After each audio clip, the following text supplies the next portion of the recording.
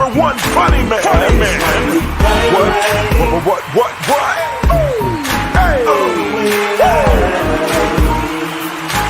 Make some noise. Ladies and gentlemen, from LA to New York, Chicago to Mississippi, let's give it up for America's number one funny man, Rodney.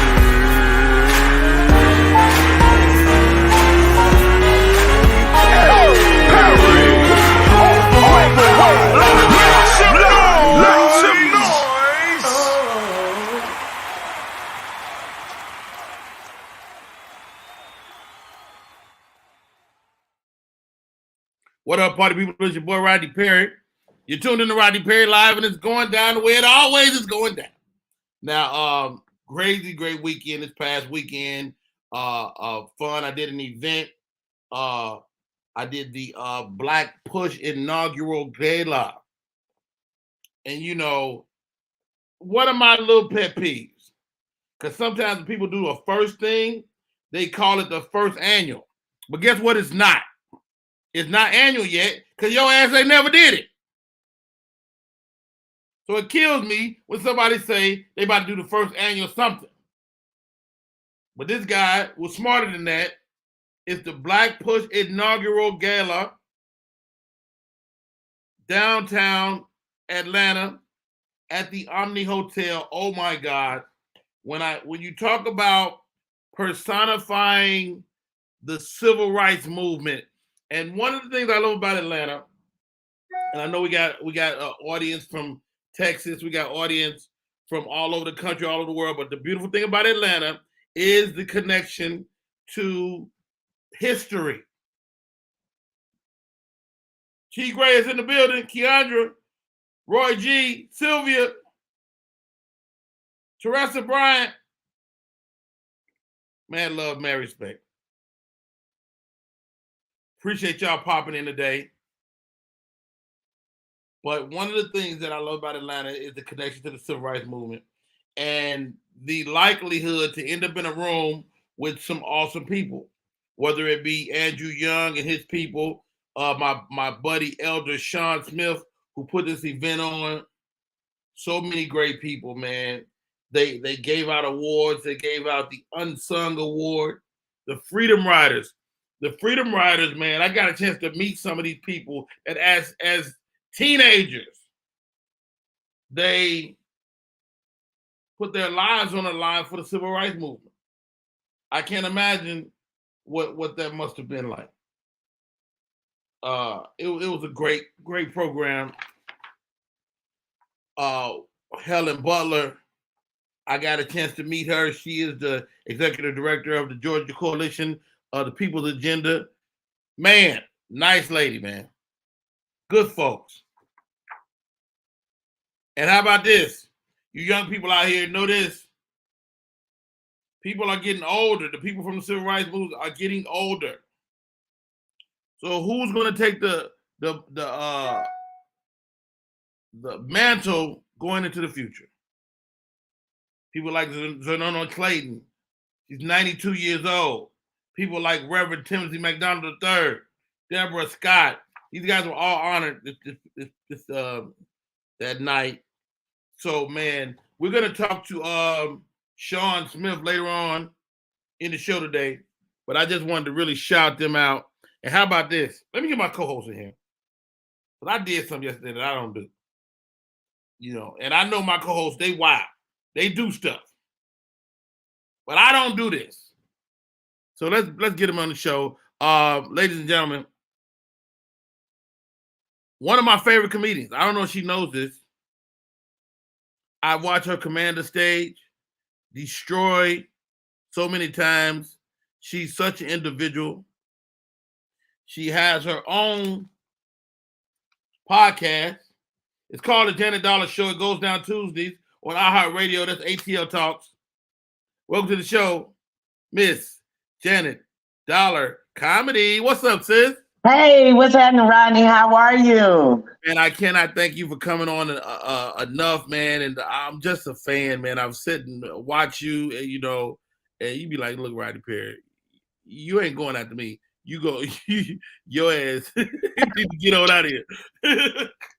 But You know what? I respect you so much with your talent, your gift, and the platform that you set, and um, the platform that you set for comedians to just to be great. You know what I'm saying? You're not intimidated by new comics that's coming up through the ranks. You're always willing to give advice, and you're one of the realest that I know. So I just appreciate it. You were the first one to tell me make your own lane. You were one of the first ones to tell me that, so I appreciate it. But you have your own lane. I mean, you like just comedically, I gauge comics like this. If you say something, I wish I said it. I'm like, that's a funny damn comedian right there. Amen. And you live on the corner of that all day, every day. So I cannot thank you enough. Appreciate you coming on the show. Yes, My sir. next host for today is another lady that I regard as flat out funny. Now, the thing about this girl is she will quit for 6 months and come back. And I'll be like, that looks like Flo. Flo that came back and left several times. She never loses a step, though. That's the beautiful thing. Ladies and gentlemen, the funny, the super talented Miss Flo, so amazing. Flo, welcome to the show. Good morning. What's up, John? You ain't right, Rodney. Calling me out. Flo, am I lying on you? No, I'm out here now, though. I'm out here. You know what? It's something different about now. And I was going to say that to you because, like, you have a different focus. Mm-hmm. What is it? What is it now? What is it about now? Oh, I'm just ready to see what I can make happen before I get in that brown box. It's something about 40 that wakes you up and let you know, time is ticking. I don't know why I didn't think this way at 30 because we never know our expiration date. But hitting 40, it's like the time is now. You know what? The time is now. I understand what you're saying, but you ain't getting no box no time soon. No, you better say that. I know. Chill out, but I get it. I get it. And certain ages do make you damn stop and go, okay, let me recalibrate, let me focus. I didn't know this, Flo. Till the other day we was talking. You're married. Yeah, 22 years. 22 years in October. 22 years married. How does your husband digest all of this comedy nonsense? Oh, he a comedian himself. He's just afraid of the stage. So he enjoys that I had the courage to get up there and do it. So he supports me. I love that. And Janet Dollar, you've been with your man a long time. Yeah, we actually been married for 8 years, but I've been knowing my husband for over 20 years. We started out as friends. Yeah, we started out as just friends, hanging out with mutual groups of people. And then we turned 40 and we seen each other and was like, look, what is you doing? What you doing? We need to, somebody ain't gonna want us after a while. What you doing? Let's go on and do this thing, make this thing official. So yeah. Hey, these are my co-hosts for today. Flo's so amazing. Janet Dollar comedy. So here goes, guys. Yesterday, I'm at KNG Saturday. Oh, KNG. Okay. Looking forward to. I get to my KNG on. Okay. It's my store. I walk around there. I be helping people. You work there. They think I work there. So a man started talking to me. We talking at the register back and forth. He go, Rodney Perry, I'm a fan. He said, man, can you come to my church tomorrow? Now, I got to be honest. I ain't been invited to church in years. Back in the day, people would invite you to church all the time. I haven't been invited to a church house in years. I was like, you know what? I'm free tomorrow. I'm going to go. Right. I went to Mount Welcome Missionary Baptist Church in Decatur. Senior pastor Aaron Robertson. I was invited by Mr. Tracy Harris. And I said, I'm going to go. Now, I don't be going to church. Yeah. I love the Lord. I love him. But I be staying in my bed, Janet Dollar. Yes. I think COVID changed the game. A lot of people don't go to church like Baby, people. COVID made everybody realize that you really don't need the church house. You can get your own personal relationship, and you can tie it to them folks on the corner at every corner in Atlanta, and you can be all right. That's what people done found out. And sometimes if you're tired, you can get a bottle of water. So I went, man. What you said? Bedside Baptist, Keandra says. Exactly. So here goes. I go to church. Well, I wake up. Well, I had to give y'all the night before I give y'all this. But I'm gonna give y'all just that day first. So I don't open my eyes at 10 a.m. They start service at 10, and it's 30 minutes away from my house. I text and I say, look, it's 10 o'clock. I'm walking out the house, and I'll be there in 30 minutes. I'm still naked when I text that. But I done thought about my outfit. I done thought about it. So I got some throw this t-shirt on. Boom. I put this suit on last night. Hope it don't smell like cigarettes. I put it on slow, and I hit it. I get over there, and they're in mid worship. Have you ever walked into a church and they was talking to you? Yeah, of course. The message, yeah. Man, this dude talked to me the whole sermon. I was like, man, I think I'm coming here to say something to them, and they didn't talk to me on the walk-in. You know, and so it was so amazing. Had such a great time, and so shouts out to Tracy Harris. Shouts out to the senior pastor, and he said, "Are we a hospital or a hospice?" That was his message. See, as a church, you know, he said, "You want to be we want." He said, "I'm about to do a series about us being a greater church." And so he broke down what the church was. He said, "I'm gonna step on some toes today." And so when I got up, I said, "You stepped on some toes, but you didn't tell us you was gonna be wearing no Timberlands." Ow! Sometimes it's like that, yeah. He got up in there, and I said, "You know what? You know, also, Pastor, he said he wants y'all to be great. So somebody, I don't know who it is, need to go inside their throat and get that demon out." You stupid. Get that. Somebody got the demon they throw. They're not here today, but I can feel the spirit of a demon. They was hollering. But long and the short, man, how about this, Janet Dollar? When the last time somebody invited you to church? Man, I ain't been invited to church. I was snorting cocaine last time somebody was invited me to church. I'm delivered now, Rodney. I'm delivered now. I can talk about it. I'm delivered. But yes. It's been a minute. You know, like you said, like back in the day, they used to invite you to the tent revival and church anniversaries and pastor anniversary. They don't do that no more. So yeah, I have not been invited. Hey girl, why don't you come to my church? And then when somebody do invite you, I be thinking, girl, where you go to church at? And what time y'all get out? Football come on today. I can't come to Sunday school because that's too early. Right. So amazing. Invited Are you a church goer? From home, but I used to go to church all the time as a child. I was brought up in church. Okay. Yeah. Now, but I haven't been invited to church. Oh my God. And probably since I left Cincinnati, maybe 8 years ago. Yeah, that's about right. You think about that. It's been that long because you know how the church has been over the course of years. So people, and about 10 years ago is really when people were out. Other than Jehovah's Witnesses, I seen them at Publix this morning, standing outside because they can't come to your house no more. So the whole church thing has changed. Right. Yeah. I mean that's true too, because you, like you say, I mean, I remember a time, but COVID definitely affected that because people realized they could be at home and still get the word. But I don't know about y'all, but my mother, my grandmother watched church on TV for years. Peter Popoff. Baby, if y'all get some of that little holy water oil from Peter Popoff, y'all gonna be mad. It come in a little thing like that. I know, and it don't work unless you send them some money. You got to send That's them some the money. activator. Got to That's send them some money. Now, did y'all see this?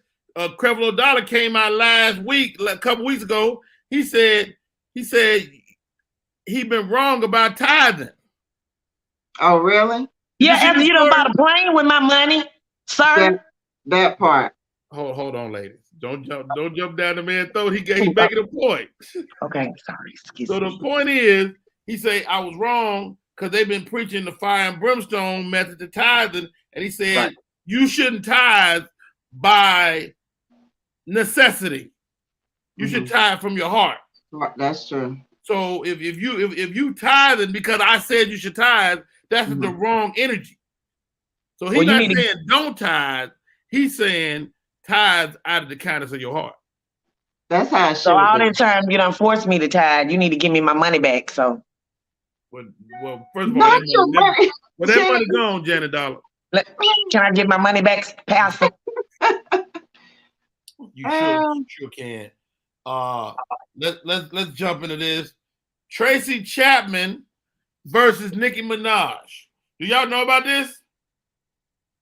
I don't know about No. So Nicki Minaj was working on a song, and it looks like they used some Tracy Chapman music. Now Tracy Chapman don't play that. Tracy Chapman will not license her song to nobody. I heard that. She do not play no young artist. You can call up all you want. You can go meet her, but Tracy Chapman said you cannot use her music. So she's saying now Nicki Minaj owe her like $400,000. Yeah, 450,000 in copyrights. Yeah. I mean, how did that work? Anybody understand that? She just don't like sharing. It's like kids. Don't use my stuff, and if you do, you gonna owe me. Yeah, don't do that. You know, as an artist, you know the word in the street. You know who gonna let you do what and who ain't.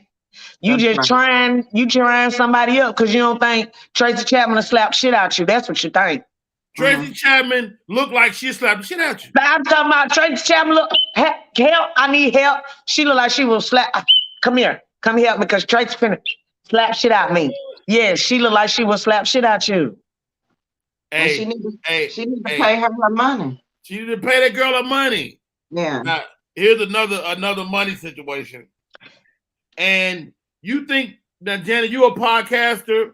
We podcasting right now, but podcasting is real. It is. This young lady, Tasha K, she's a blogger. She got a podcast. She just lost a lawsuit to Cardi B. Right? I don't know exactly what she said to Cardi B, but it was something slanderous and defamation. She owed Cardi B like $4 million. And she ain't got but $80 in her bank account. She don't look like she lost her money long at all. No, it don't. It just look like she be talking about people. Her little house, she had to put her house up to get rented and move into an apartment just so she can start working on this Cardi B debt. Wow. Oh, yeah, because I heard she did an appeal and they was like, no, ma'am, you gonna owe her that money for the rest of your life. Yeah, I was gonna say, so even though she don't have the money, she still got to pay up, huh? I mean, you can't get blood from a turnip, but they can garnish anything you make. Okay. So even if she blow up and she's able to say she get $250,000 and she's able to say, you know what, I'm gonna just buy me a house and a car and I'm gonna be cool. You ain't even gonna be able to do that because as soon as you get something in your name, they coming for it. Okay. Ain't that something? That's ugly. She messed up. I mean, I never heard of Tasha K, but as I was reading about this whole case, man, and you know, generally you can say what you want to say, but you have freedom of speech, but you do not have freedom of consequences. Like just because you can say it, don't mean you should say it. Have you ever had to think about that flow? Especially people ask me that all the time as a comedian. Are you worried about what people think? I don't know. Are you? Flo? Not really. No, I done gave up. I used to. I gave up. I mean, you know what I'm saying? I don't want to be too. I just want to be me, and I'm gonna have my tribe that like follow me, and the people who don't like it, they can fall off and not come to the next show. So I'm free out here now. I used to. Amen. No, I get that completely, man. But how about this? And what we have to consider as talent is that as you get more and more famous and have more and more entities, like Dave Chappelle can say stuff that Kevin Hart can't say, because Kevin is more linked into sponsorship. Mm-hmm. You know what I'm saying? Dave been out of the sponsorship world. So he said, yeah, when you're commercial, that commercialism, it allows you to, it's some things that you just can't say. It don't matter how you feel about it. You can't do it because you'll lose a lot based off that. That's why a lot of people like Dave, like you say, it's like almost like an underground, platform that you're on, that you can do whatever you want to do without consequences because you ain't got Chick-fil-A sponsoring you. You ain't got NBC on you or ABC, those major networks that kind of tell you what to do. So, all right, y'all. I got my co-host today, Janet Dollar, comedy in the building. Flow so amazing. Shouts out to LeBaron. Thank you for popping in today. Tommy Girl, I see you. Keandra's chiming in. Mallet, I don't know what that say. Vita Light. Michelle, thank you for coming in and kicking it. Nina Sunshine. Appreciate all of you guys for always being a part of the show. If you haven't shared the show, share it. I mean, you don't got to share with 50 people. Share with one. And we'll take it from there. You can give them the YouTube link. That's Rodney Perry live at YouTube at Rodney Perry Live. How about this, ladies? The dating scene is crazy. Can a woman be feminine enough? I had this conversation this weekend. My friend, she preaches all this feminine doctrine. Is that the issue between men and women, that women aren't feminine enough? Or am I crazy? I think, to a certain standard, it has become, women are so kind of independent that they've taken on a mannish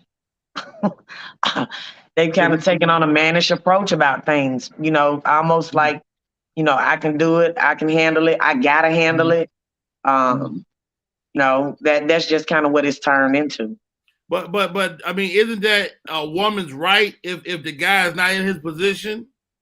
Right. Yeah. I mean, if you're dealing with a man that ain't in his position and can't doing his job, then you with the wrong dude. I'm sorry. If you got a man up in the relationship and you got to take over and do those things, you not in the right relationship. Because a real man, you're going to be able to allow him to lead, and you're going to be able to trust the decisions and the compromises that he makes. But if you in a relationship and you having to take over and tap him on his hand like a 4-year-old and carry on, baby girl, you wasting, you pedaling backwards. Wow. And then there's a lot of men out there, they've been babied by their mama so much that's what they're looking for. They looking for a mama or a woman that will kind of take the lead. I tell women all the time, find you somebody that's taking care of themselves before. It's a lot of men that moved out their mama house.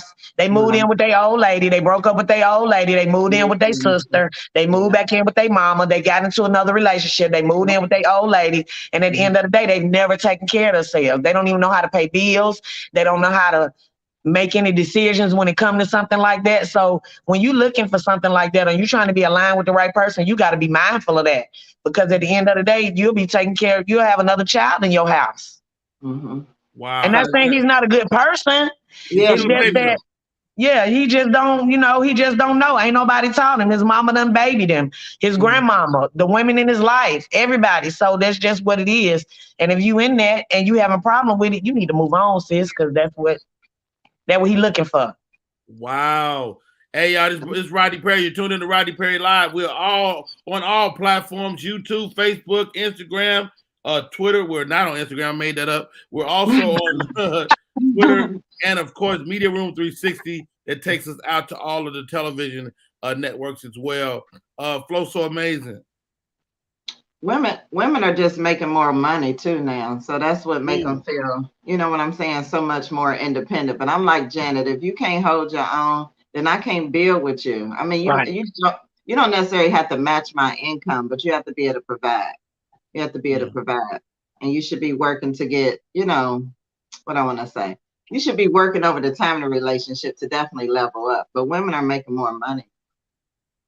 Hey, what I always say is that a woman money ain't no good around me. I'm going to take care of everything. and then your money is gravy. You know, but is that a form of control? Flo? Because you're taking care of everything? Yeah. I don't think it's a form of control. I think you're in the right position. The Bible say the man's supposed to provide. Yeah, we really shouldn't be out here paying 50%, but I'm okay with it, but we really shouldn't be. We should be just the helpmate to add to if needed. I tell my daughters all the time, I say, if you got a guy that y'all splitting everything, you got a roommate. That's what you got. Yeah, pretty much. Goodness gracious, man, it's so hard. Tommy Girl says, I also feel that men are not handling the man's role and expect women to treat them like kings, but act like queens. Not queens. Not queens. Blow the whistle. Blow the whistle. That's a flag on the play, right? Yeah. That's so interesting to me that is a fact, ladies. Like, I mean, you guys are blessed to have men in your lives and great guys. Like what's different now? Or like, I'm like this. I don't know how I couldn't be suddenly single. My wife and I just celebrated our 26-year anniversary last week. Congratulations. You ever think about that? If I was all of a sudden suddenly single, having to deal with these dudes in this talent pool, wouldn't that be crazy? That would be, yeah. I don't even know. You would stand above and beyond, but then you wouldn't even know how to date for real right now, I'm sure. Because you've been, when you're in a relationship so long. Yeah. I don't even know if I would start over. I don't know what I would do, but I don't think I would get married. I mean, what would you do? I don't know what I would do. Hey, that's it. That's when you start working it out. You ain't lying. Me and my old lady, we be working it out. We be like, you know what? I'm not going to do this over. Right. Wow. Because it's a lot of work. It's a lot of work. Well, I'm super excited to have these two ladies on. They're giving your boy the game. They're giving y'all the game. Welcome to the show, Tommy Girl, Keandra. I see y'all. Carl Harris, good morning, sir. LeBaron, popcorn. We need to get some popcorn in here, LeBaron. Rodney. Yeah. Did you see the did you see what a little girl was mad at her boyfriend because he didn't pay for all her 18 friends dinner on her birthday? Yeah, no, it's crazy. Bring me up to speed. A young lady, it was her birthday, and apparently she expects a lot. How old she had a birthday party. How old? She had to be how old? You know how she was? About 20, probably in her 20s. Early 20s, maybe 21, 22. Boyfriend, she got a boyfriend. She had a birthday party. 18 of her friends came to the birthday party birthday dinner. And she got mad at her boyfriend because he would not pay for all 18 people there. Yeah, she was big mad. Yeah. She wanted them to cover their meals or like drinks, the whole thing? She said you should have paid for everybody's meal. All 18 of her friends. Well, hold on. If we had to talk about it and I committed to it, that's a different story. That wasn't what it was, though. So she just assumed. Now, is he well off? I mean, he seemed to be, but he was just like, I'm not doing that. He said, it's your birthday. True enough, Janet Dollar. Flow so amazing, but hold on. If you around here posturing like you got it, you have to assume that people gonna hit you up that way.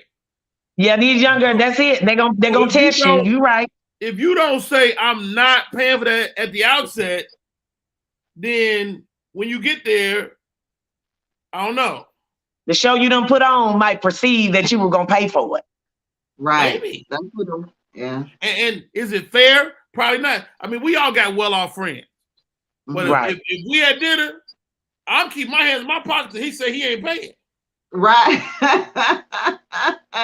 So you telling the truth, Rodney, you gonna sit back. And how about this? As comedians, if I'm the senior comedian, it's assumed I'm gonna pay for at least one meal. Not with me. I don't assume. Now, if it was like you said, if they super well off, I guess maybe. But I don't assume. I guess communication would be the key in this situation because that should have been discussed before the birthday party. If you wanted me to pay for all 18 of you and your friends, you should have said, hey, babe, blase blah. But you don't wait till I get there and be like, and put me on the spot, like, because that's how she was. And then she went on to call him, and don't nobody want to be dealing with no broke nigga, you know. Ooh. So, right. So she kind of put him on the spot like that. She did too much. But I kind of shifted us a little bit because as a comedian, if we on the road, right, I know you featuring, you opening, and you ain't making no bunch of money, I got a meal for you. You know, and I ain't rich, but I got at the very least, if I can afford to feed you, then I ain't got no business headline. Right. Okay. You know, that's just, and I get that from people that mentor me, people like Sid the Entertainer, Steve Harvey. You know, they was millionaires, but they would make sure at the very least you could eat. Right. You know, but now that you say she was like that though, Janet Dollar. Yeah, her neck she was doing like this the whole time. Yeah, she was. With all her 18 friends standing behind her like, we hungry. Wow. Maybe it was her birthday gift, but she couldn't assume that was her birthday gift. I don't think so. I think he actually gave her a bag and a birthday gift. Yeah. He was like, it's your birthday. It ain't their birthday. Put Keandra's comment up there. Keandra says, but you can't assume people will do stuff because they can. That's true. Right. Like me and Flo wouldn't go to dinner with Rodney and expect, and without a conversation being held, just assuming you Rodney, be like, girl, I know he paying for our food and our drinks. You just don't assume that. You need to come prepared. You know what I'm saying? Right. And I press my daughters always be prepared. If you ain't got no money, stay home. That's it. Yeah, I don't like people who actually show up like that and assume. I don't care how well I'm doing. It make me not want to. Don't assume my money. I don't care if I'm doing. Like people calling me already, and all I got is the interview with Rodney Perry. They call me now. They already looking for something. Listen, I did Kev on stage. They like, let me borrow some, nigga. If you don't settle down, that's a one-time event. Like, and we streaming. They ain't send me no check. But I can't. Now, do y'all deal with that with y'all children? Like them assuming they should get certain things? Yeah. And my kids be like, Daddy, can I go out? Blah, blah. I'm like, yeah, go ahead. And then the next thing I get is the cash out. I'm like, how you going somewhere? And you ain't got no money. How you gonna add? You need to stay home. Right. That part. My son do that all the time. I got a 17-year-old son. He does that all the time. Have we spoiled them, Janet Dollar? Yeah, they are. Yeah, I'm guilty. They are. My son, he 13. He ain't quite there yet. He know he got to kind of work for what he wants. So, but I know once he turns 16, 17, feeling himself, he gonna be on that. He gonna be feeling like, yeah. Right. And you also building the young man. Absolutely. Flo, so amazed. You got a young man. Talk to me, man. Do you ever be like, man, I'm spoiling this boy, but you want to give him stuff maybe you didn't have? Right. Yeah. I had a talk with him the other day. He got to get a job now. I'm tired of it now. He getting too expensive. His hair alone is $150. He has locks. So. Oh my God. Yeah, to retwist and stuff like that. So it's good. I got some beeswax and told him to sit down. Huh? Go ahead, Jenny. I said I got some beeswax and told him to sit down. I did, but it looked at a hot mess. He looked like he looked like Jay-Z. He had big parts. And he said, Mama, I'm not playing with you. I'm too cute for this. So yeah. Yeah. Is that your only one, Flo? No, my daughter, she 21, but she works. My son just need to get a job. He just need to get a job. I gotta help him find a job. What do you now you ain't got make him go get it himself. He's so lazy. If I don't get him started, you know what I'm saying, get the application. I'm okay with that, as long as he go to work. But that's where we baby these young men, right? And then they grow up, and look for women to do it. So I'm kind of guilty of spoiling. Oh my God. I think we all are this day and time. But that's also you pushing them out the nest too. So, you know, I'm not mad at that, at you helping, you know, for him to get a job. What does he want to do, if anything? once the ultimate goal is to go to the NFL. He's been playing football since he was 5, so he's a wide receiver. But he knows, How tall is he? He's 5'11". Yeah, he's sitting there. But he knows, you got to go to college and take up something. So he's going to take up hygiene, get his bachelor's in hygiene. Hygiene? Yeah, cleaning teeth. Soap and water? Hygiene. He trying to keep people from being musty. No, hygienist. We say hygienist. Oh, dental hygienist. Yeah, he'll be cleaning teeth. Yeah. Oh, okay. They make good money too. They sure do, because that's a little space to be working in. Yeah, they make good money. He gonna be hygienist, but he gonna run a 4.40. That's the backup plan in case, Well, let's hope we don't need no backup plan. That part. But I will say this: keep him on this path, because the average NFL career is only 5 years. Right. So you can make it and still have to make it. Have to live another career. Smart with the money too. Yeah. Yeah, those NFL players now, they smart. They're not playing 15, 20 years no more, because they know their body can't take it. They get that one good contract if they can, they play it and they be gone. Because they need their body. They gotta have you look at Jerome Bettis. He been trying to get himself together for a long time. Everybody loved Jerome. But because he did so much damage to his body, you don't even see Jerome out here in these streets. So, people are learning from that. They learning from that. They ain't playing. They getting that one good contract, taking care of their money, and they sitting their butt down. Right. Yeah, I mean, the wear and tear on your body, especially for football. I mean, basketball players have a long career. Baseball players have an even longer career. But the wear and tear on a football body is not a game. You're getting into a wreck every play. Right.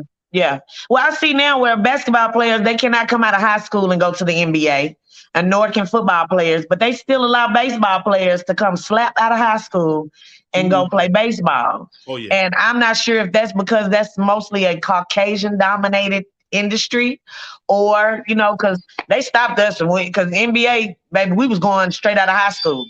We were leaving Westlake going to the NBA. Oh, yeah. Now, no, you gotta go to college. You can come out of high school and go NBA. You can now? I thought they had stopped that. No, what they did, how about this? They made it where they can make money. Yes. They got the OTE league, so they can stay 17 and play on this other league. I mean, I just went to an event right across from doggone here in Atlanta, across from Atlantic Station. It's an arena. Have y'all been in there? No. I ain't been there. You can drive right by it, but it's sitting right there. So you at the light facing downtown Atlanta. Okay. Right? Atlantic Station is on your left. On your right is an arena with 2, 3, 4 basketball courts in there. Oh wow. Yes, ma'am. I went there last month. I was like, I didn't even know this was here. It was amazing. So you can go from high school to the NBA. You can go from high school and go to OTE and make money. Okay, you can make money from there. So it's like so instead of having to go to college and not making no money, you could opt to go make money as a professional, but a young boy against young boys. Right. You're not like a young boy against adults. So it's kind of still a preparation, because cats are having to go overseas if they want that experience. And so baby, you do not want to go overseas, because Brittany Grandma has made a believer out of baby. You can't get back over, right? Good. Ain't nobody finna go over there. Absolutely. And let's not forget, let's get Brittany home, man. Shout out to Brittany Griner, and such a tough situation. And let's do this, ladies. Let's take a break. We come back, more to the show. My name is Rodney Perry. You're tuned into Rodney Perry Live.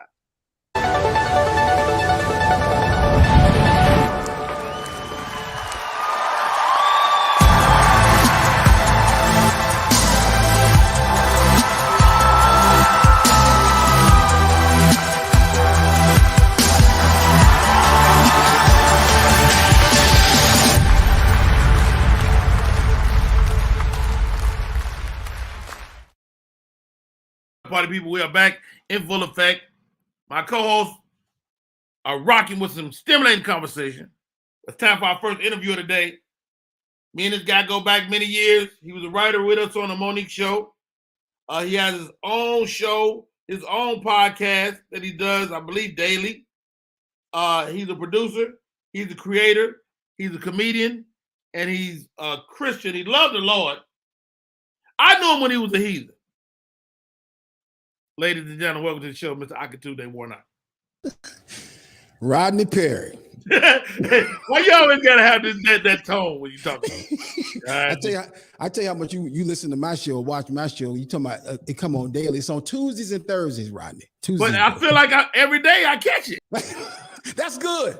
Now that's a good one. That's a good one. Because I like what you do though, because your show has many different legs. So you put it up, you stream like I do, but you also go on to the Clubhouse. Yes, sir. And do a version of it there. I love that. That's a great matter of fact. I'm about to turn on my Clubhouse. I'm telling you, Clubhouse is amazing, man. I'm telling you, I like Clubhouse.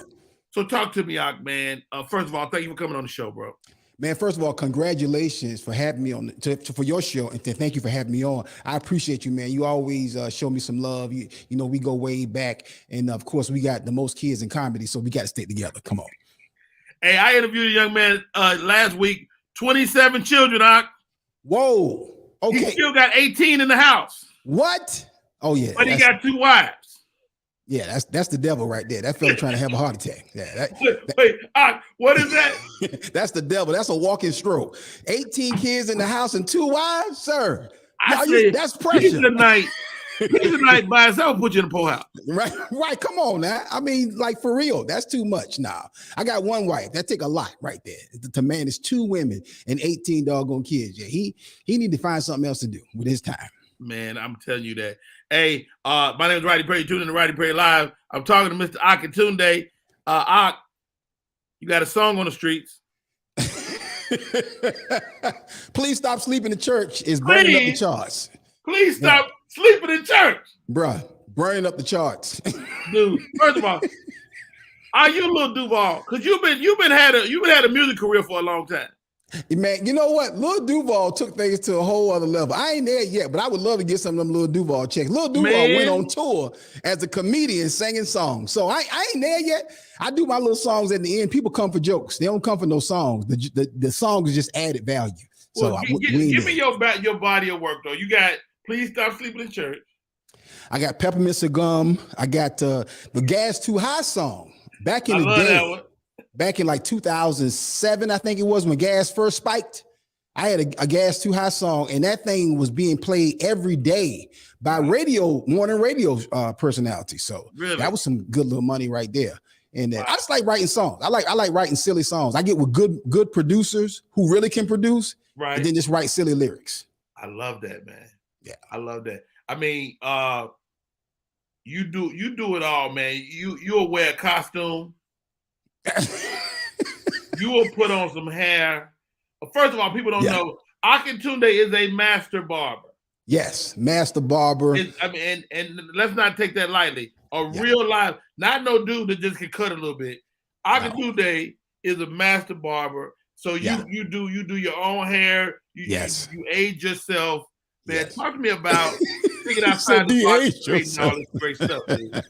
He said de-age yourself. Let me tell you something. Shout out to everybody who's willing to go gray. I ain't willing to go gray yet. I've been fighting this gray. No, what I'm saying is that you age yourself to play Uncle Frank. Oh, yeah. I'll go up. I can go up 30, 40 years with no problem. You know, because see, a lot of kids. It's amazing to me. But let me say this. A lot of people don't know this right here. First of all, this right here is not my hair. Okay, so I make these right. Hold on, stop right there, Akatunde. Yeah.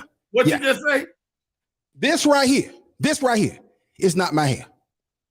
We gonna do that? We gonna talk about it? I'm bold with it. I tell people in a minute. Like I throw people off in a minute. I gotta get Jared Dollar here. I gotta get so amazing. My co-host did not know this. I know the whistle. Bring the whistle, Danny.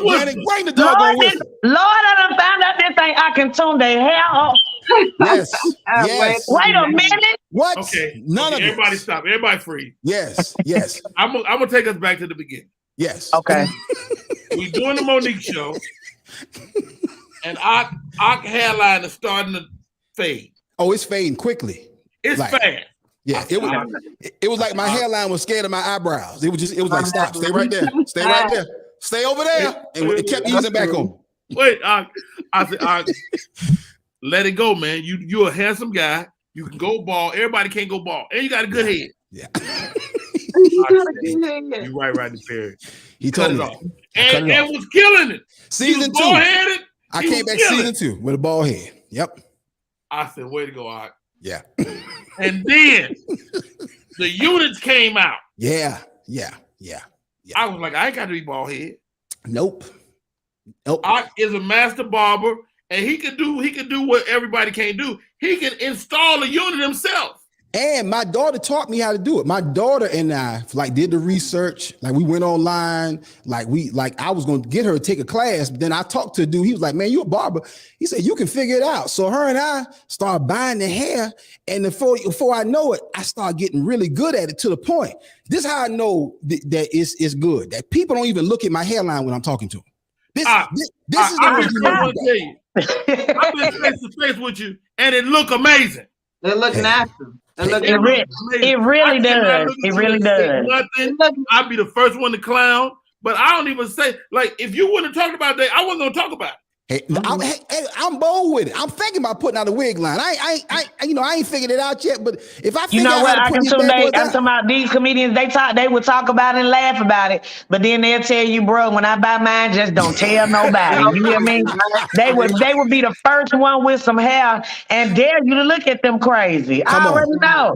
Come on, Janet. I'm gonna tell you right now. I'm gonna mess around and get yours. I'm gonna get mine made just like yours. Baby, Janet. get you some Jay-Z hair, honey. Look, I done had the wig glued down, so I know it lift. I'm gonna be upset when I'm cuddling with this nigga in the back lifting up.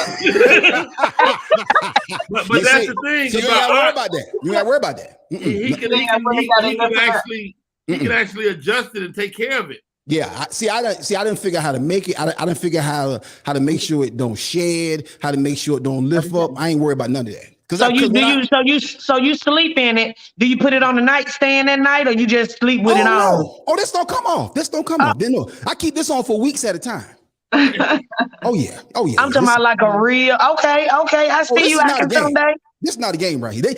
Sometimes I forget it's my hair. It's not my hair. Sometimes I do something. I say, "Oh, hey, player, that ain't your hair. Slow down." What you say? Slow down. Right. Look, get out the pool. Don't go in the water. Don't you go in the water.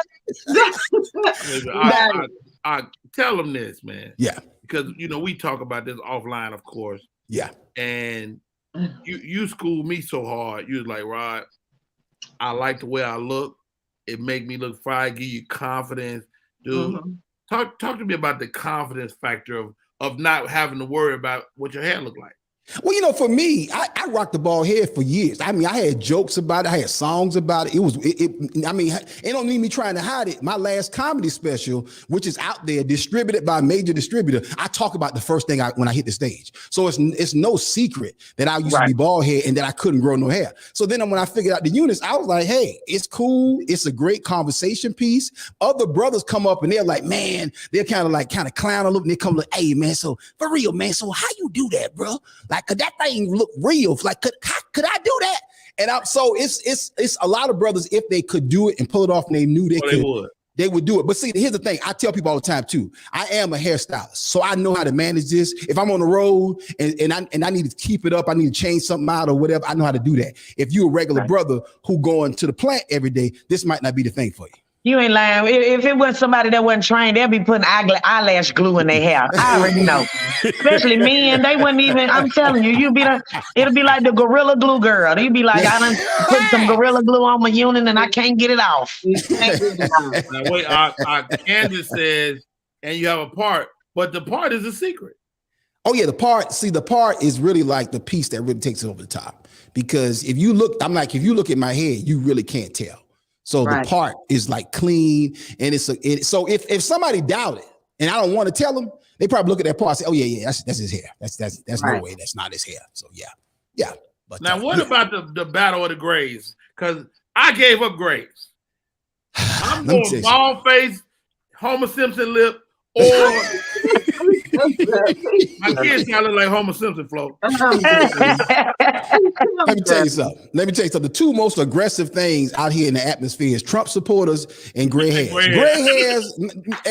Gray hairs do what they want to do. They just pop up out of nowhere. You think everything is right, and then you just forgot to shave one little part of your neck right there, and you got like a whole little patch of gray hair. So I'm probably going, at some point in the very near future, I'm probably going to give up the gray hair. Just go ahead and get a salt and pepper beard, because it take more work fighting the gray in this beard than it do to wear this unit. I'm talking about, that's what I say. Y'all worried about up there. We be worried about it. Ladies, we be worried about our little tootie pop hair turning gray.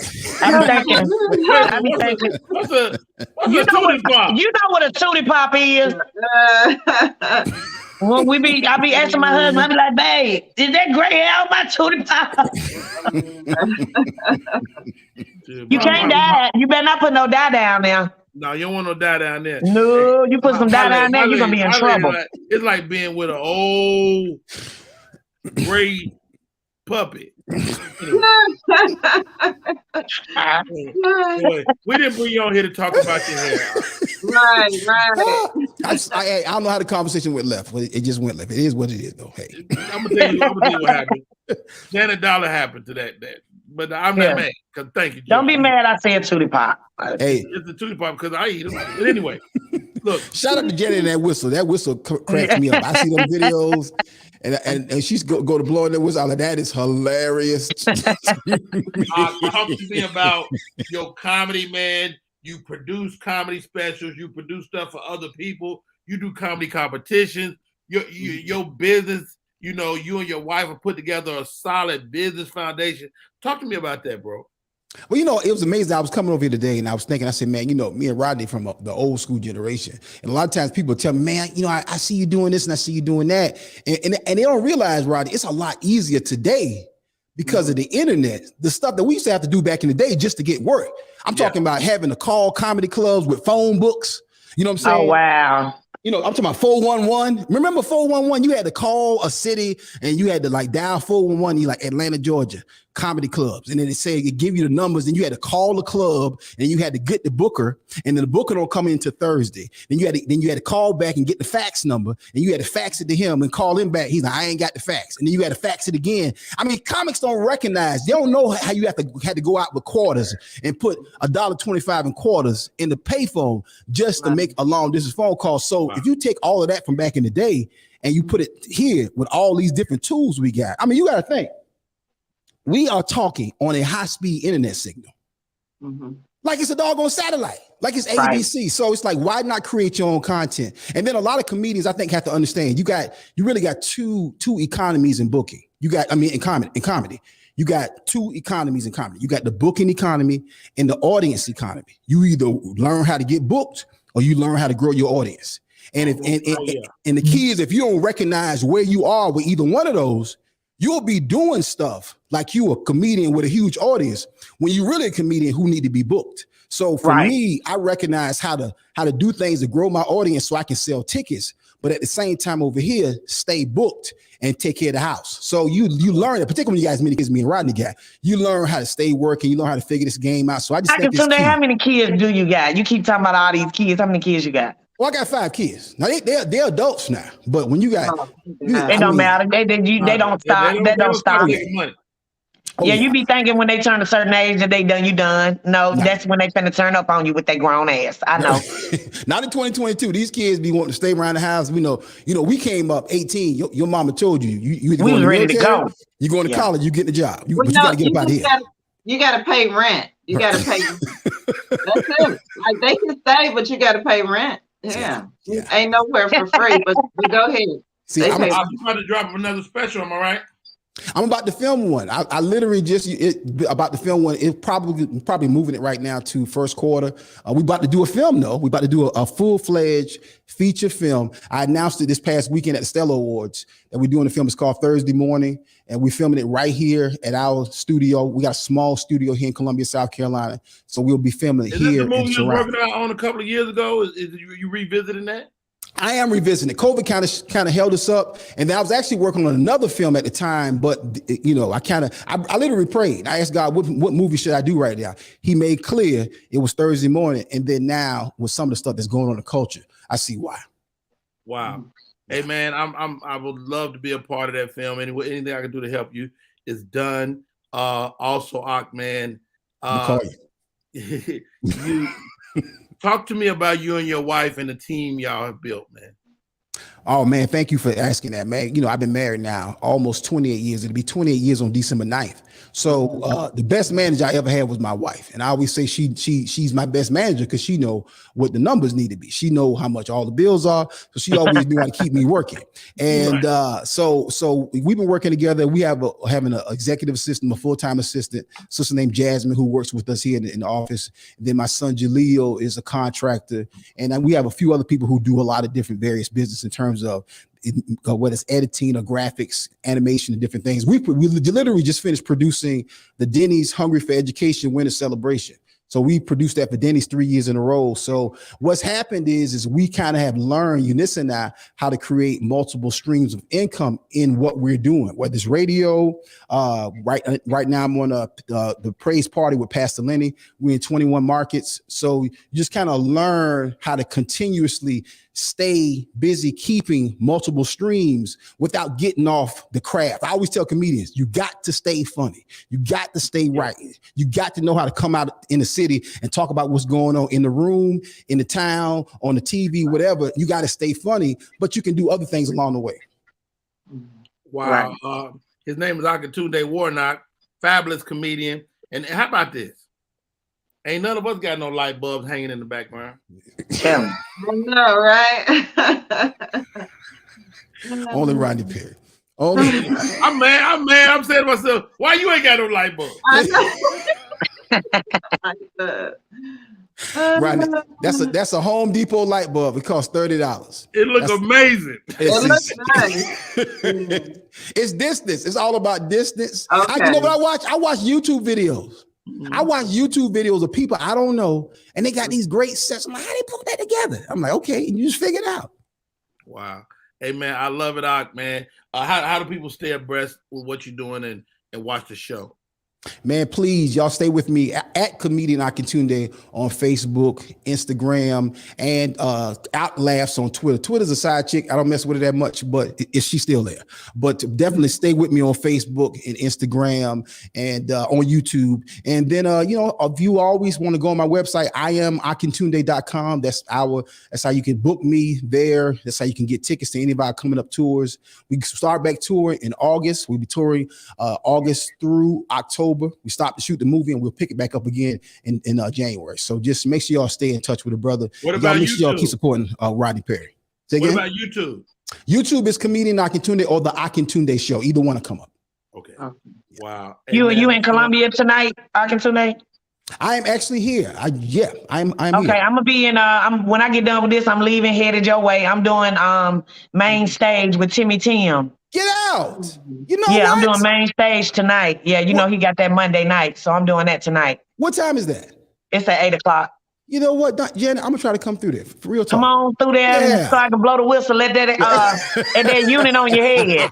Hey, you know what? You know what's beautiful about Ak is that he's a good Christian and he ain't afraid to lie right in front of you. He ain't afraid to lie right in front of you. I can't come into that thing tonight. What? I can tell he got his lie face on. I've been knowing this dude a long time. What you say? You've been knowing him a long time, right? He ain't coming, Janet. That's terrible. That is terrible. Don't look for him, Janet. Okay. That's what Rodney do. Rodney, hey, Rodney, you come to town. Hey, man, I'm gonna be here. I'm gonna be there. You know, hey, yeah. Let me see what I'm gonna do. Let me see what I'm gonna do. And then you call him again. You call him at 5:00. Hey, man, I got your name at the door. Hey, man, I ain't gonna be able to make it. So that's what he talking about. That's what he do. Okay. Are you coming? I'm gonna try. I didn't say I promise. Look. I didn't say I promise. Right. Hey, it went from I'm gonna be there to you know what? My name is Rodney Perry. Kids.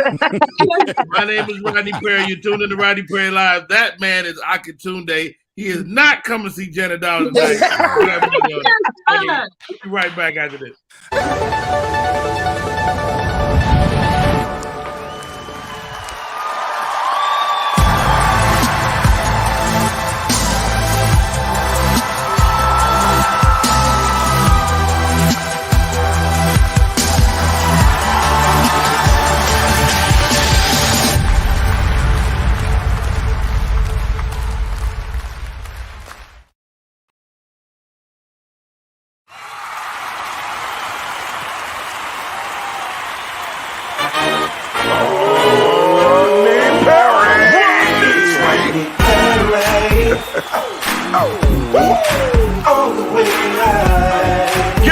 for America's #1 funny man.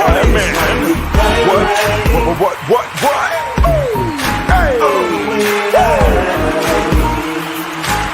Make some noise. Ladies and gentlemen, from LA to New York, Chicago to Mississippi, let's give it up for America's #1 funny man, Rodney.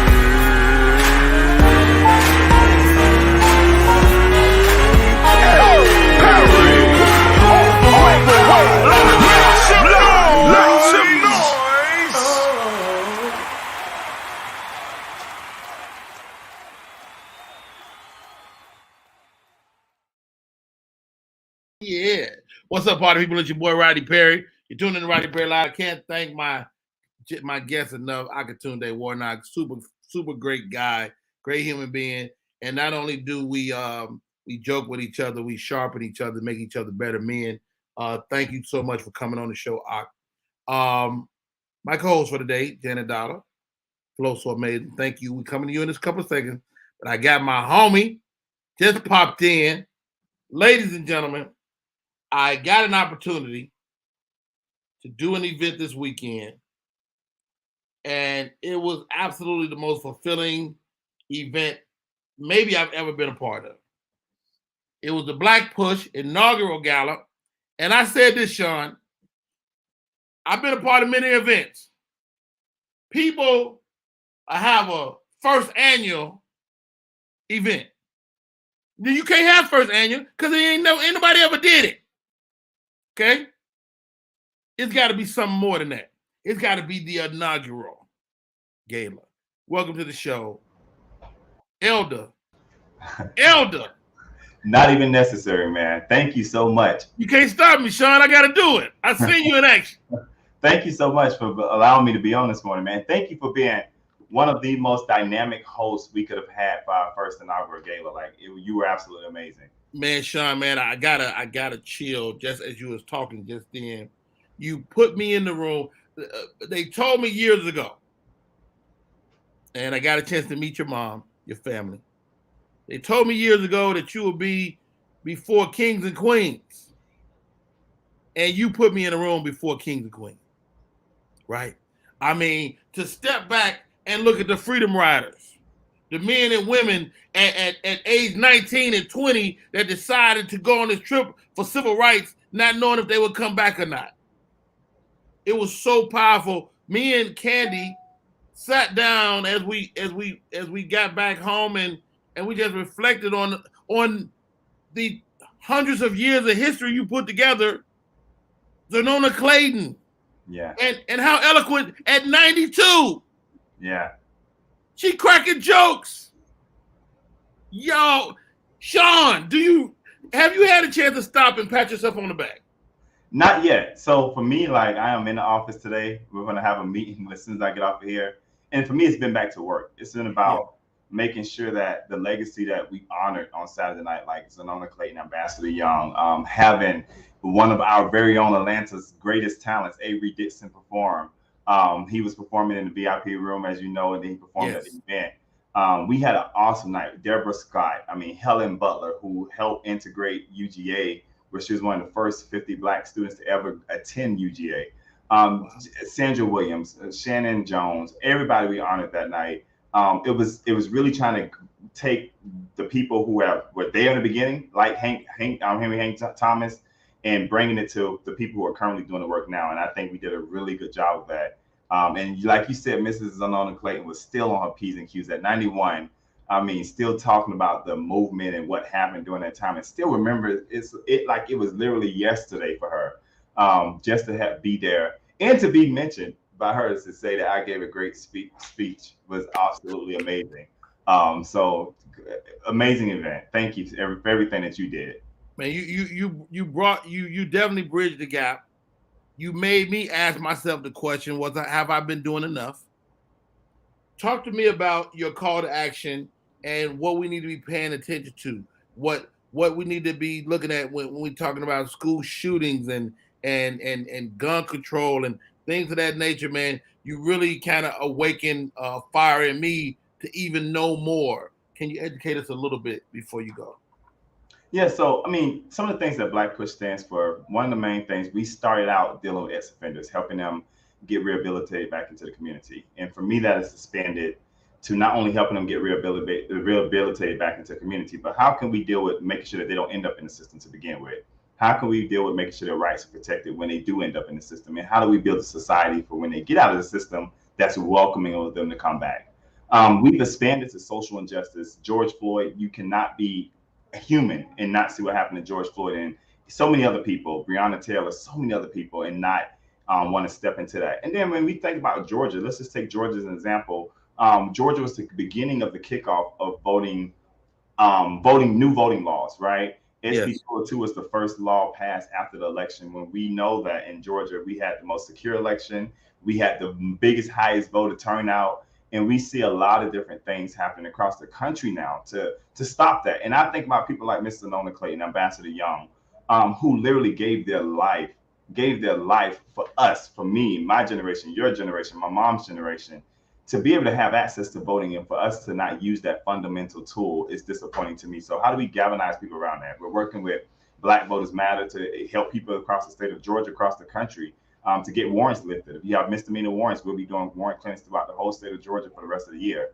And then when we talk about even the last part of it, when we talk about gun violence, I have been changed. You see me wearing my orange shirt today, and on the back of it, it says, "We will end gun violence." I've been changed not only by gun violence in my own family, but by going to Uvalde, going to Buffalo, seeing what they still have going on. I'll be taking a trip probably this week or next week to Highland, Illinois, to talk with families there. And just to know that, like, people have, like, while we moved on with our life, and even while we were enjoying our night on Saturday, there's somebody sitting at a table missing their loved one. And we can do more to prevent that. So we just have to get out. We have to vote. We have to galvanize around it. We have to put ourselves in that situation and think, like, what, one of the greatest verses in the Bible for me is, they asked Jesus, they said, like, at the end of the day, what are the most important commandments? Jesus said that you should love thy God with all thy heart. And the second of all of them, he said, you should love thy neighbor as thyself. And for me, like, I carry the weight of every person's story I've heard, every person that I've ever connected with, every opportunity I've had to go to these different places. I take that back with me, and I take it to the capitals of DC, and I take it to the state halls of Georgia. Like, wherever I'm at, we will take those concerns, and I'm not afraid to let people and call people out. I don't care what side of the aisle you stand on. We have to hold these people accountable, because we stand in line for hours now to give them our vote. The least they can do is be held accountable for the promises they made to us. Wow, well said. His name is Sean Smith. The organization is Black Push. Sean, how do we help Black Push? How do we, just regular people, how do we help? Listen, go to our website. Our website is real easy. It's www.blackpush.org or .org. I mean, you can follow our podcast on there. You can make a donation on there. It's so many different things. You can see, you can volunteer through our website. We've got a lot of people who registered volunteers, a lot of elected officials, literally, even from Saturday night to today, just over the weekend from the event at the gala. So we need more volunteers. We always need financial support. We always need people who are willing to come in and get on the ground with us, canvas, help us get people out to register to vote. Let's get involved in our society, because if we want our society to look different, if we want our society to change, we have to be the change makers, and we don't have to be elected officials to do so. Sometimes it's just knocking on that door and letting people know that we care about them being registered to vote. It makes a huge difference. Awesome, awesome, awesome. His name is Sean Smith. The name of the organization is Black Push. And I'm telling y'all, this family is real. Shouts out to your staff, man. Great people, man. They were awesome to us. And Candace says she's volunteering for sure. I see it, and I will definitely stay in contact with you, Mr. Perry. And thank you and Candace for everything you guys do. Definitely, thank you so much, sir. Hey, that man is Sean Smith. Let's take a break. We come back, more show. Sean Smith, man. I'm about to go push somebody. I'm Black. I'm pushing somebody. As Ambassador Young said, we got to keep on pushing. Hey, I'm with that. Black Push, y'all. Rodney Perry, we'll be right back. Type 2 diabetes can have a big impact on your life, but how can it be prevented? Well, the first step is knowing if you have prediabetes, a serious medical condition that puts you at high risk for type 2 diabetes. 1 in 3 American adults has prediabetes, but more than 80% don't know they have it. The good news is, prediabetes can be reversed, and for many people, healthy changes in their daily routine can make a big difference. Take the 1-minute risk test today at doihaveprediabetes.org. We are back in full effect. Yo, welcome to the show. Candace LaToya, join me.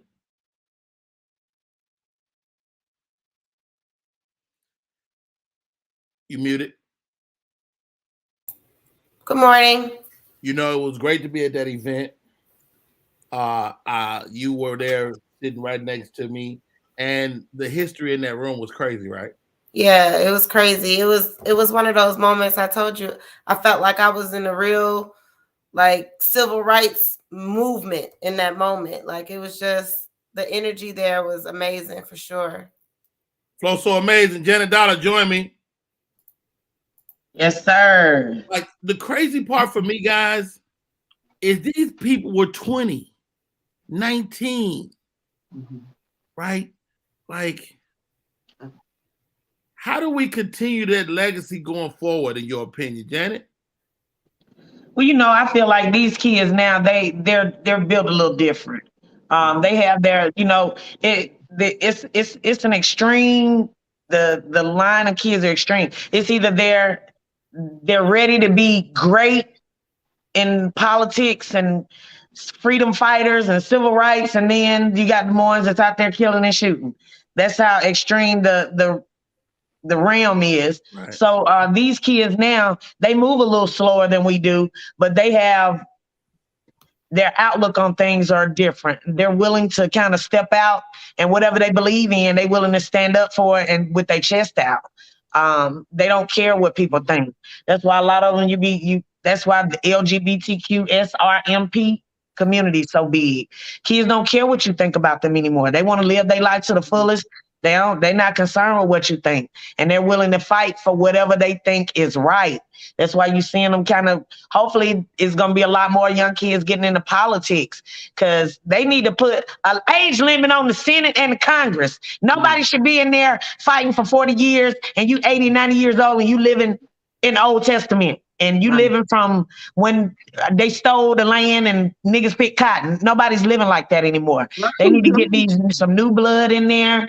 These kids, they ready to fight for what they believe and for their community.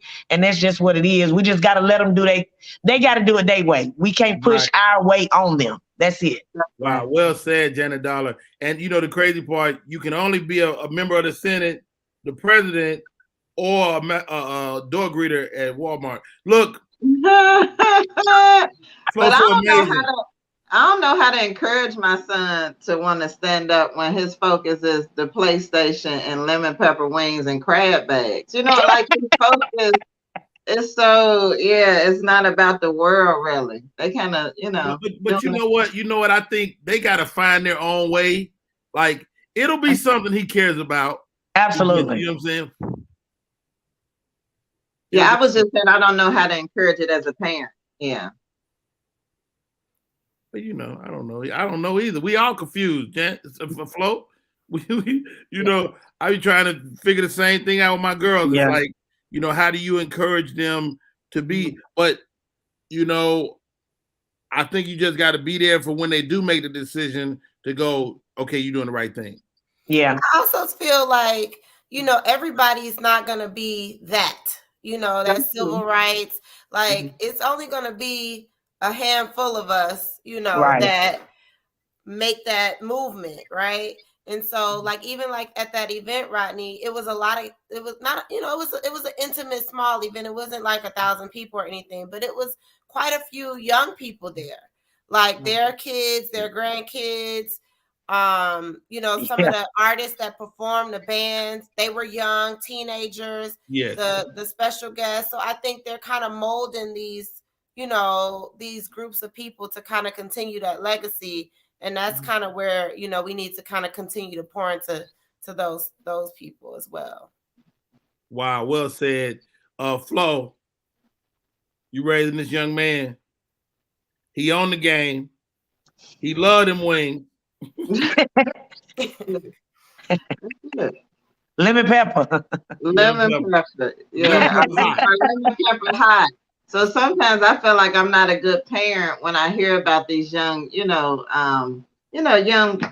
Black kids who actually paying attention. I'm like, where did I go wrong? Like, I really do. I judge myself. But don't judge yourself. Trust me. So Clayton is 92. You know what I'm saying? Yeah. Like, I don't know if there are any young kids that are embarking on this type of life. Mm-hmm. You know, I read something recently that said each generation change. Like, if you got a generation to struggle, the next generation won't struggle. Mm-hmm. And so if we struggle, your children won't struggle, but it inherently will make them a little weaker because they didn't struggle. Right. So it's like, you don't want to have your kids go through exactly what you went through, but at the same time, I mean, you just fighting your previous self. Mm-hmm. That make any sense? Wow. Well, I think you've done the right thing. As long as we teach our children the right way, it's like the old saying: you teach them the right way, they'll come back to what's been taught to them as adults. So they'll find something that they're passionate about that affects the world, and they just have to do their part. We can't expect them to be no Martin Luther King or no John Lewis. You know what I'm saying? Don't put that kind of pressure on somebody who like lemon pepper wings with hot sauce on them. Don't. They gonna find something that's going to be beneficial to them and the people that they love and they support. You know what I'm saying? So don't make him out to be don't say, baby, you got to be John Lewis. Don't do him like that. He gonna find something and he gonna be passionate about it. And like Rodney said, you just got to be there to just encourage it and say, you know what, do that. Encourage it. I ain't gonna put my money behind it because I done gave you enough of my damn money. But I'm gonna support it and I'm gonna be your cheerleader. Yeah. Hey, shout out to Rodney said to me, he told me that night, because when we got in the car, I was like, man, I feel like I don't do enough, Yeah. And I started to think, well, I was like, I was the team mom for the baseball team for about 8 years. And he said, that's something, because some of those kids needed a ride, back and forth to baseball. And you don't know how that impacted them and how that made them feel. And, you still helped, but just maybe not out there, right, protesting. But, find other ways too to kind of, show him the way and give yourself props for the stuff that you have done. It's like we said earlier, tithing is a lot of different things. Giving back is a lot of different things. Shouts out to Akatunde. He popped in the chat. He said we were Old Testament hilarious. He came in there also. Cut that Wi-Fi off. Yeah, that's how you get them focused. They're gonna find a way to go around that. I know, get that Wi-Fi. My Wi-Fi. If I turn their Wi-Fi off, I gotta turn mine off. I need my Wi-Fi. Anyway. Thank you, Lavina. Thank you, LeBaron. Thank you, Miss Tommy Girl. How about this, ladies? It's time for the question of the day. Okay. And let's give this to Flow So Amazing first. Okay. What is your greatest achievement? My greatest achievement is, of course, raising my children well. They're not civil rights movement, but they're good, respectful kids. And then, no, they really are. They're respectful. I just don't know how to help them be a part of this next movement, but they will eventually. And then fight my way back from depression and anxiety. That was tough. Ooh. That was tough. Well, can you expand on that? Because, man, I'm just, my daughter suffered from anxiety, which I never took serious. It's a horrible feeling. It's like having a heart attack all the time. And trying to catch your breath. Yeah. You worried about stuff that ain't even manifested yet. It's a horrible thing. How are you able to get through it? Because it seems like I always say this, as a Black man in America, I don't have the luxury of being anxious. But my daughter suffered from anxiety. And so I had to really stop and learn about it so I could help her. How would you able to get through it? Just taking time to step away and really work on, instead of pushing things down that, a lot of times we go through traumas in our life, and it started early on, not like, several traumas, but just I went some trauma earlier. Normally, not always, or genetics.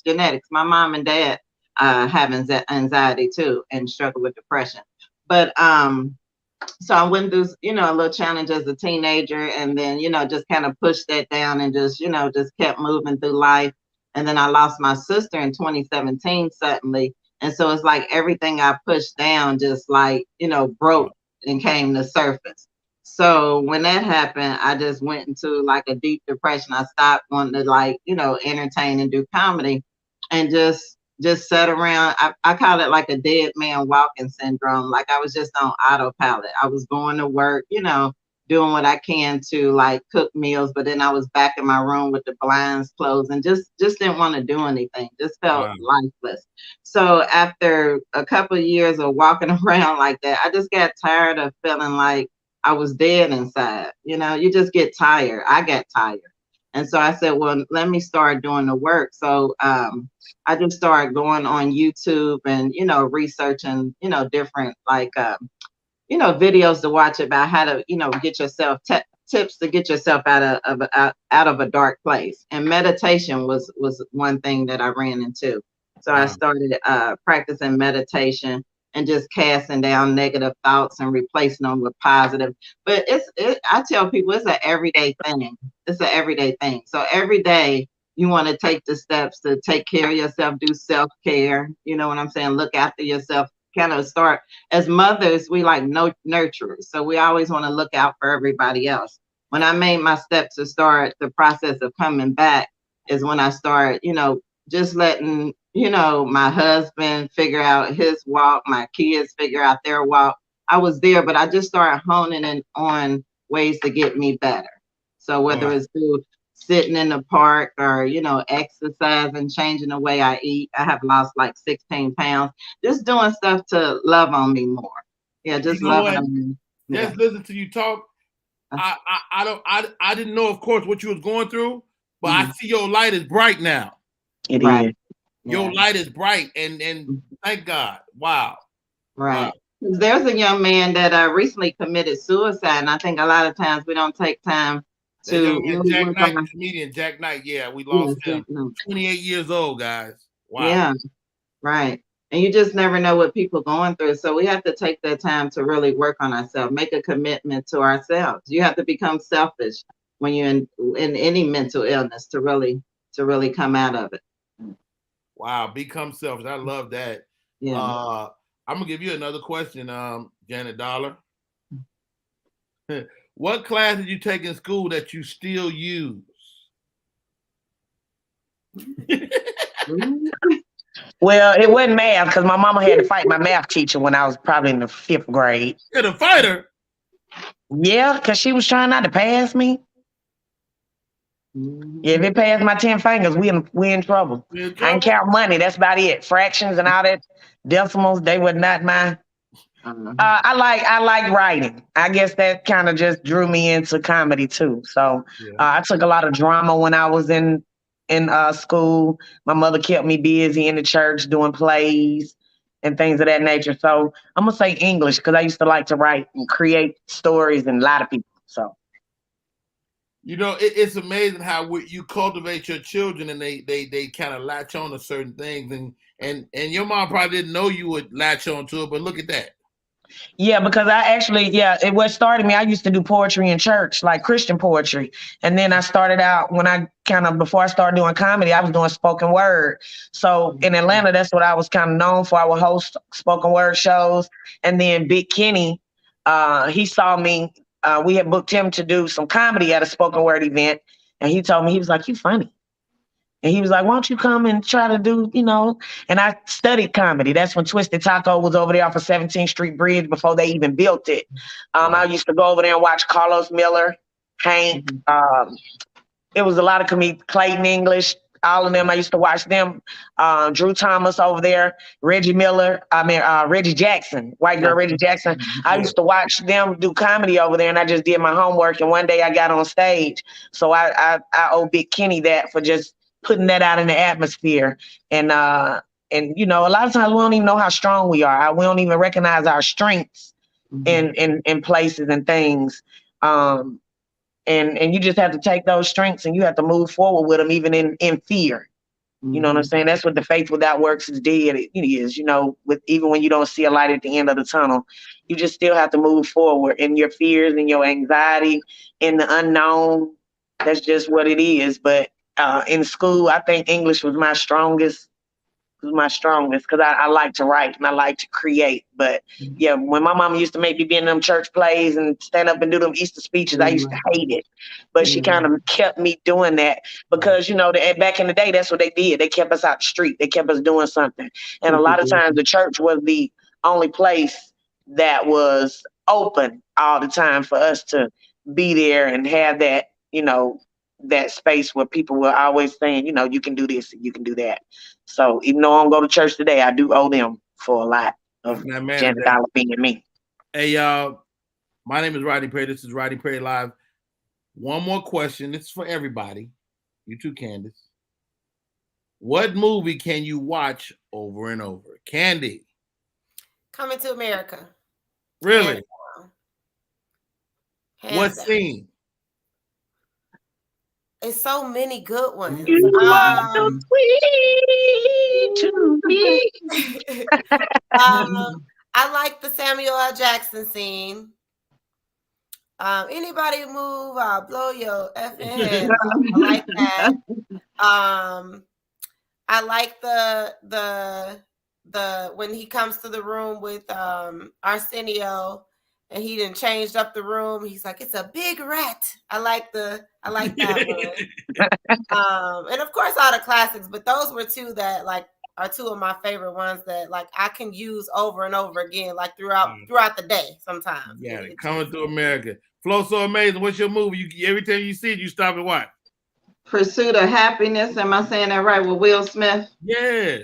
And when he sat down and told his son, never tell nobody what you can and cannot do. That was everything. Did you cry? Did that movie make you cry?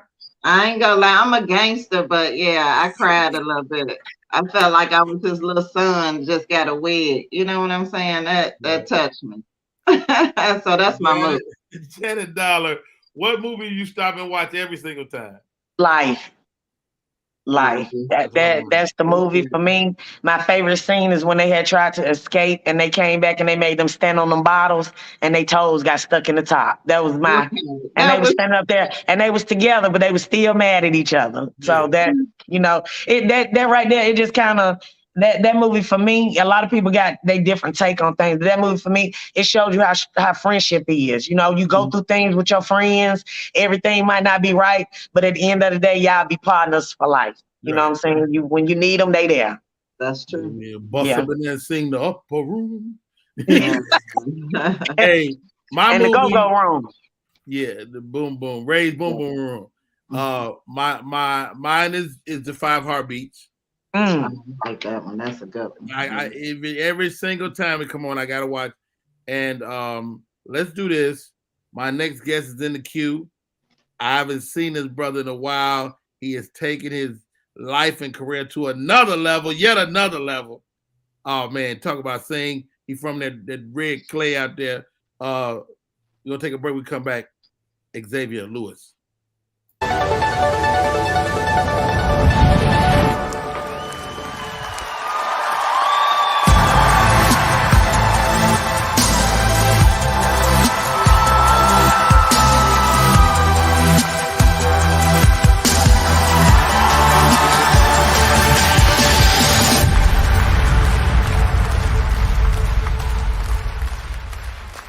Do you love sports? Then you should know about STEM. Because maximizing nutrition, analyzing peak muscle performance, calculating the perfect shot, and more are all made possible by science, technology, engineering, and math. In fact, there are more careers than ever in sports science. So if you have a passion for sports, then think about getting involved in STEM and improve everyone's game on and off the field. Get inspired at shecanstem.com. That is big. That STEM is big. You get your children in science, technology, engineering, and math. My name is Rodney Perry. You're tuning in to Rodney Perry Live. I like this dude, man. I like this dude. This dude flat out sang. You understand me? You know what? Let's get him on here. Let's stop pontificating. Welcome to the show, Mr. Xavier Lewis. What's up, brother? Yo, come on, man. What's going on? Man, I was perusing the Instagram. Yeah. And I saw you was in the competition. I said, why don't we have him on the show? First of all, how about this? I don't care who win the competition. XL sing his ass off. Right now, XL is sitting on his back because he don't have no butt. Man, the antidote to R&B, dude, you've been doing it. And I even liken my career to yours, man, because some people don't know, but you cold. Man, thank you, man. Thank you. Yeah, man. Talk to me about the journey, man. Because you've been building this for a while, X. Yeah, it's been a long time. And, you know what's crazy, man? I tell people all the time, I say, man, ain't take a day off yet. You know what I mean? It's just like, you know, people think they saw you doing something at a certain point in your career, and then they fast forwarded to like where you are now. People think that you just start coasting. Nah, man, we just dig deeper, you know. And so it's crazy because my career, like I had a friend, Betty Wright, rest her soul, man. Betty Wright, that was my industry mama, man. She got me started professionally, you know, and in Miami, you know, and I had a friend one day. I was coming back from the airport. I was living back home. I'm from Miami, living back home in Miami. And it was like, yo, it's this audition. You need to go. This the last day. They had already been, you know, through auditions for like 3-4 days. Sobe Entertainment, Warner Brother. There was a new artist coming out at that time by the name of Urban Mystic. Soulful dude, man. And I was like, well, shoot, okay, I'm on the way. They told Betty Wright I was coming. The label hired her to put the band together. And got there, long story short, man, killed it. And was touring with Urban Mystic for like four years, man. And fast forward to now, this same person that called me that day shot me like a DM a few weeks ago and was like, yo, how did this get past me? Is this competition going on? It's huge out at Hollywood, you know. Man, go ahead and register. So I did. And I'm in the competition right now. That's what you saw. It's the opening act 2022. Due to the pandemic, they kind of stopped it for a couple years, but it's huge, man. You get a chance to become an opening act for world-renowned, you know, bands and musicians. And it's the cause behind this competition that I love the most. Yeah. Man, Xavier, man, you're so consistent, which is the best compliment I pay to people, you know, because if I don't know who's gonna show up, that's not a good thing. One thing with Xavier Lewis is that it's always gonna be soulful. Yeah. It's always gonna be R&B. It's always gonna be relevant to the time. Yeah. How do you stay that way, bro? Just looking in the mirror and knowing who in the world I'm looking at, you know, and it may be to some people such a simple response or answer to your question, man, but just staying true to who you are, man. And you know, big bro, you make it easy for me to be able to follow that example, because every time I see you, or every time folks see you, they see Rodney Perry. They don't see somebody trying to be somebody else. Always consistently Rodney Perry. So just staying true to who you are. Like I found my voice, and I'm not really talking about my singing voice. I'm talking about my person, you know, that brand. You know, I found that a long time ago, and I was like, you know, out of everything in this world, man, I'm just every day work on being the best me, you know. And so folks now know, they definitely know, like you said, man, they gonna get sold. You know, it's gonna be in new school packaging, man. We got some amazing things outside of this competition that's coming. And shoot, man, I may have to have you as the host, man. It's crazy. X, I'm down, man. How about this? When did you know? Now, like, I mean, we talked about the philosophical version, but like, I can hear your speaking voice, but that don't mean you can sing. Right. When did you know?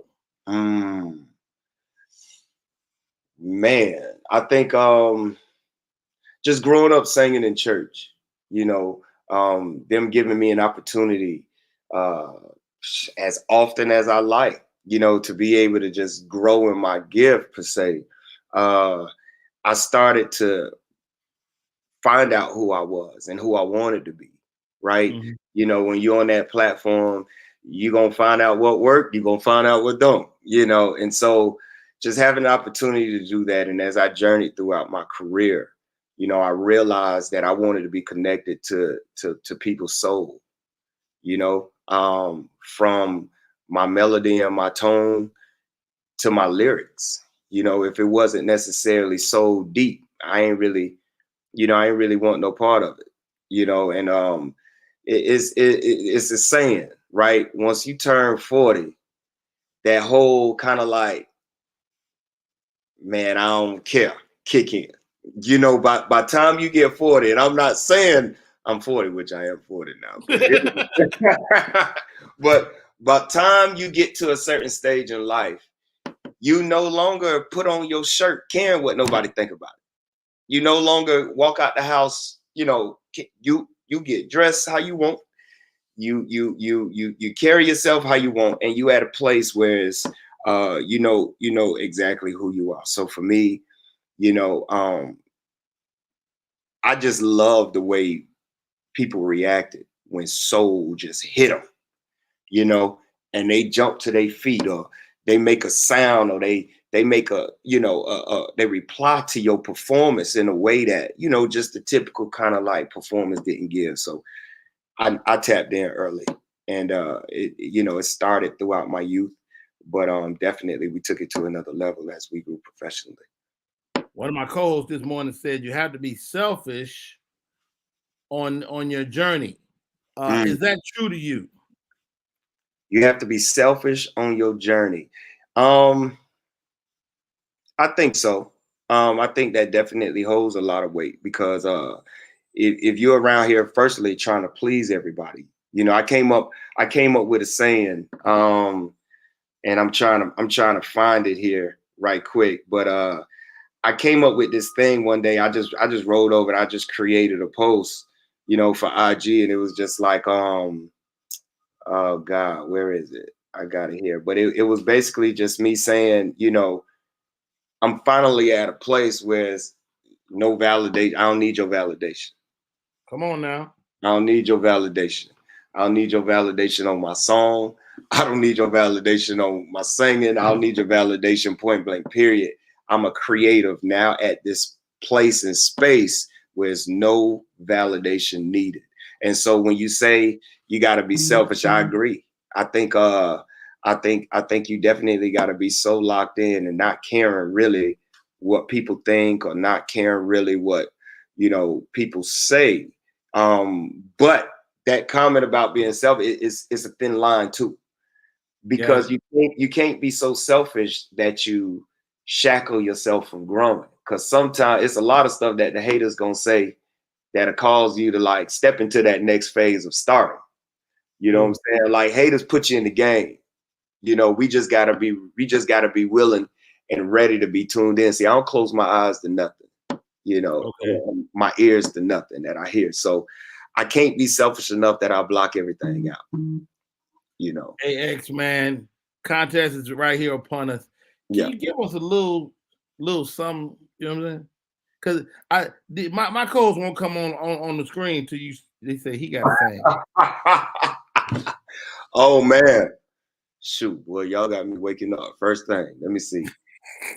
Goodness gracious, boy. Let me see, man. One of my tunes that I got this feeling, and I just can't turn it loose, that somebody's been getting in next to you. Yeah, I don't want to walk around knowing I was your fool. Being the man that I am, I just can't lose my All right, man. I'm talking about you better sing. You boy, you better. I don't know if you ever had a whistle blown at you, sir, but that Hey, this the same whistle. thank you. Appreciate it. And in my defense, X, let me say this. Yeah. I would not put you on the spot unless I knew you could do it. Wow. And I know you that guy. I know you that dude. I've seen it myself up close. I got your music in my rotation. Man, it's an honor and a privilege. How do we support, bro? Well, you know what? Thank you all so much, man. If you go to my IG, Xavier Lewis, the antidote to R&B, and I know that's long as hell, man. So don't worry about it. Xavier Lewis, the antidote to R&B. I have plenty of posts on how to vote. I just did a post this morning, right before we just came on, actually. We got about 3 more days for this first round of votes. And it's a nationally run competition, and we're in 3rd place right now. They taking the top 20 on to the next round and the next phase. And for everybody out there, one more time, it's the opening act 2022. What's dope about this competition? Like I said, everything that I really want to do, I want it to affect people in a positive way or reach the soul. Well, this competition ain't just about a singing competition, right? It's connected to the American Prevention for Suicide.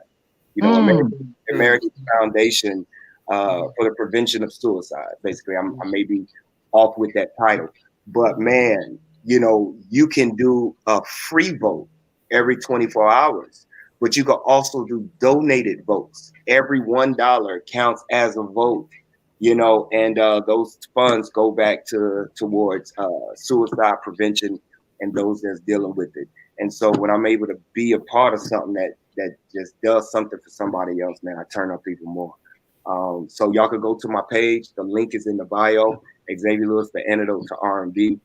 Please share. Please get your folks to vote. It's 2 things that'll come up when you click the link. Either it say validate yourself by your card. You know, we black folk, we ain't typing in a bank card in there. You know what I'm saying? But you could you could type in your Facebook, and immediately, just like that, all that is a validation process. It just want to know that you're a real person. And as soon as it does that, it's gonna say your vote has been counted. And I appreciate everybody's votes. I appreciate your support. Man, consider it done, man. Xavier Lewis, it's an honor and a privilege. And what's that thing you said with the gray on it, Janet? A tootie pop. A tootie pop. Janet say and we were talking about gray hair, and they were talking about hair on their head. I said we be having a problem with tootie pop hair. That gray hair turning on our tootie pop. Hey, I know. She texted me. She said my tootie pop is moist. Yeah, it's a little moist when the antidote. Yes, when Xavier's thing. Come on, man. Come on. Tootie pop get a little moist. Get a little warm. Hey, Candace ain't got no fan. We've been on 10 weeks. It's our first I'm telling you. And how about this, guys?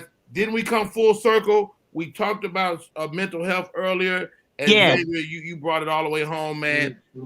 We don't book these shows. God does, man. And it's an honor and a privilege to have you on the show, man. Thank you for having me. Thank you. It's very nice to meet you, ladies. And I really appreciate it. Yeah, we got a lot coming up. I want y'all front and center, man. We're going to start this concert series in just a few weeks. So Xavier Lewis, the antidote to R&B, is his Instagram page. You can go over there and vote. Thank you, brother. Appreciate it, man. Appreciate y'all. My man, XL. What? Love it. Let's take a break. No, we don't need no break. Let's do this. Flow So Amazing. How do people stay in touch? What's your IG? Oh, IG. Everything Flow So Amazing. My website. I need to update it. But no, everything Flow So Amazing with 2 Z's or Y in the end. Right. Just how you see it on the screen. All social media Flow So Amazing. I keep it simple. My email Flow So Amazing. I love it. Candace, how do we stay in touch? You can follow me on Instagram at Candace_Latoya, and you can find me on the Rodney Perry Live Show. That's right. Janet Dollar Comedy. Yep. Janet, that's how you find it? Yep. Instagram and TikTok, Janet Dollar Comedy. I had vowed when TikTok first came out that I would not. I'm too grown to be on TikTok. I will not. I ain't gonna do that. Not me. And now I got probably I got about 1 million, 2 million followers. So Really? y'all keep blowing this whistle, baby. It's taking it to a whole nother level. I love So yeah, please follow me. Got a lot of stuff. If you're in the Columbia area, I'll be in Columbia, South Carolina tonight. I'll be in Fayetteville, North Carolina on July 29th with Spunky Robinson and Weight Ball. I'll be doing a clean comedy brunch Sunday at Uptown Comedy Corner, the new one on Virginia Avenue. If you're in the area, come holler at me. Yes. Yo, Flow So Amazing is in the building. My name is Rodney Perry. I'm easy to find. I'm at Rodney Perry Live on all social media. Coming up, I got the Virginia Beach Funny Bone 22nd through the 23rd. DC Comedy Loft, August 4th through the 6th. Tampa Improv, the 12th through the 13th. And Raleigh, Durham, the 19th through the 21st of August. I'll see y'all in these comedy streets, and hopefully you'll see me. That is our show for today. Hey, Candace, let's get out of here, man.